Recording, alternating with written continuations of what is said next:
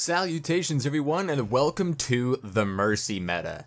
It is here and it is going to be crazy. You know, we had Deathball, we had Triple Tank, we had Dive, then people were talking about, are we in a Junkrat meta, the spam meta? All of that is out the window now because we are definitely in the Mercy meta. I'm calling it.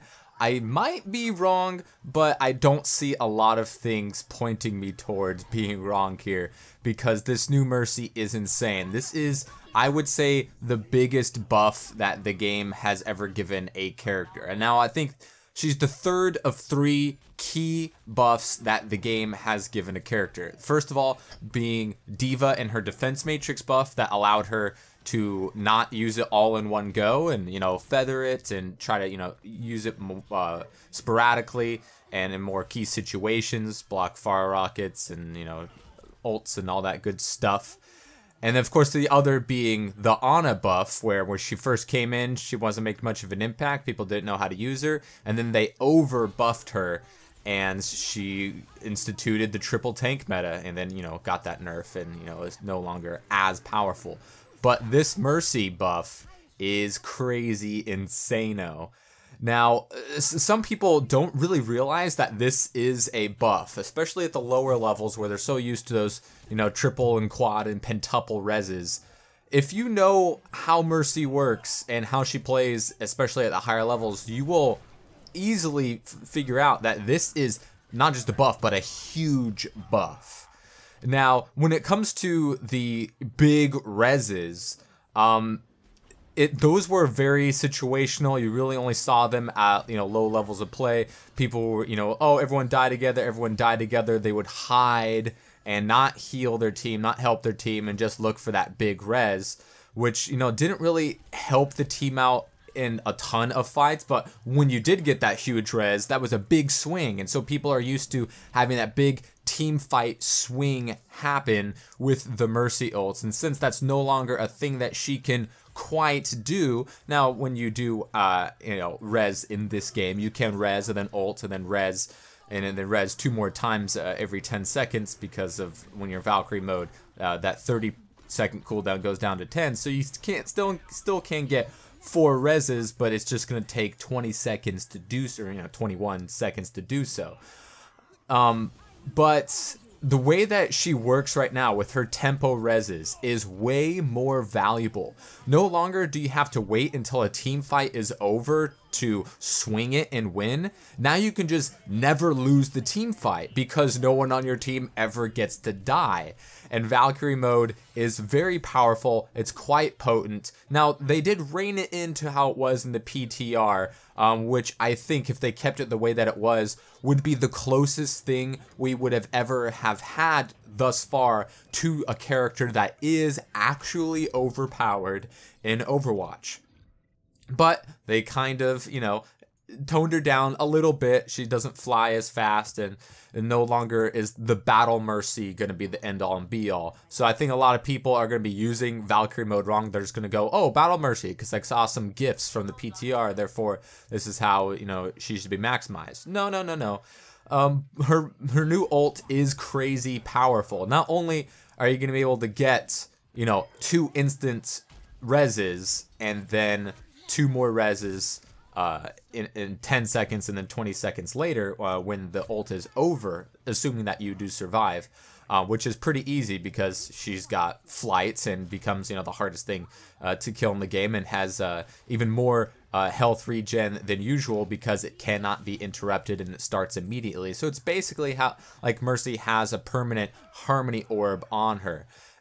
So she is going to be quite tough to kill. You still can, like, 2-shot her with the Widow, or, you know, even 1-shot with a headshot, you know, a Discord orb, and a Zarya at 51 charge, and she's not flying optimally, you'll get the kill. But, you know, she is going to be very difficult to kill in this mode. You know, a Junkrat Tire or, you know, D.Va Bomb can obviously take care of her. You know, she isn't invincible, but it does make her very hard to kill, more so than she is already. So with the way that her res works now, is it's going to just allow an anti-pick in the game. Before, you know, if you were on, especially on defense, then you could just hold. But once the enemy team got a pick, and then they can just run the numbers advantage, break through the lines, destroy turrets, and, take out, once they, take out the healers and everything's fine. But Mercy can just res that person right back. Unless Mercy is the first one taken out,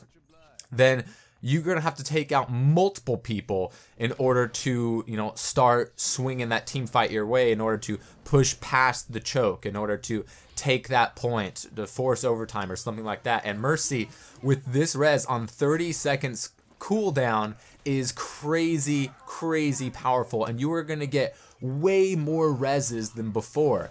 I myself, I'm not claiming to be some great Mercy player. I don't play Mercy very often. She was my least used healer by far in the game.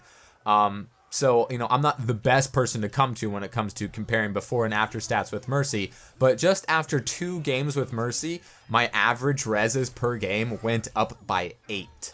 So it's pretty crazy. You are going to get way more reses with Mercy in this new Mercy 2.0 than you would have in the past. You can't get your triple, quad, and pentuple reses, but those didn't happen very often. At the high levels, pro players would use those single tempo reses. Those were the most valuable reses for Mercy, and now that's going to happen every 30 seconds. So at the highest levels of play, you're going to start seeing a ton more Mercy. The Mercy meta is upon us. Now, there were a lot of people that in my last video trying to defend the huge reses that she could get. So like, oh, a Zen Transcendence or a Lucio Drop the Beat could protect a team from an ult wipe, and no one complained about that. But take a look at these situations that I had on Hollywood. Ramazan up against a Mercy here, and boom, she flies in, and the fun canceller cancels all the fun and all that work. We only had 1 ult going. This time, we're coming in with 1 big ult, the D.Va Bomb. As we're starting to pick them off, I got people discorded, and here comes the bomb. Boom. Transcendence isn't saving you from a D.Va Bomb, but guess what? Mercy comes in, she gets that triple res. So in the first example, maybe Transcendence or Drop the Beat saves 3, maybe 4 of those people. But and that's just maybe. Hindsight is 20/20 here. In order to get a Transcendence or a Drop the Beat that ends up saving 4 or 5 people, you're gonna have to guess properly when to best use it. But when it comes to Mercy's res, when it came to her old res, all that guesswork was taken out of the equation because the fight's already over. You already lost 3, 4, 5 people, and the Mercy can just swoop in and cancel all that fun. So yes, if you are Gravitund and Hanzo ulted, Transcendence can save you. But Transcendence isn't going to save you from a D.Va Bomb. If you're Gravitund and Missile Barraged, dropping the beat isn't going to save everybody. Maybe 1 or 2 if they're in the right position, or if they're a tank, or, Roadhog's taking a breather or something like that, then that can save you. But it's not going to save Genji from getting 1 headshot by Widow. It's not going to save Tracer from being, discorded and then icicled by Mei. It's not going to save your Zenyatta from being D.Va Bombed, even if the beat has been dropped. There are a lot of situations where Transcendence and beat drop is not going to save somebody, but Mercy res could save everybody from everything because all they had to do was die. You don't have to worry about timing it perfectly or something like that. So the fun cancel was definitely there in full effect. She had iframes 4 days, and she could just swoop in and save the day. Now, the way that her res works now is a bit more balanced. You can't do it from 30 yards away because you can only res 1 person, so that makes perfect sense why the range isn't as large. So you do have to get quite close, and the iframes are gone. So she is more vulnerable now when she's not in her ult, which she is still not invincible like she was in her old ult. But still, the ability to get reses is still there more often. It's every 30 seconds at least. And when you get your ult, and let's not forget, Mercy has one of the fastest charging ults in the game. And her ults can roll over onto themselves. When you're in Valkyrie mode, you can damage boost. And when you're damage boosting, it helps your teammates get more damage and more kills, so it helps your teammates get more ult. And then once that team fight is over, where your whole team, or most of your team, because it doesn't have infinite range when it forks, to do more damage, then you can start to heal them, and then boom, you're back up to like 20-25% to your next ult after just having used your previous one.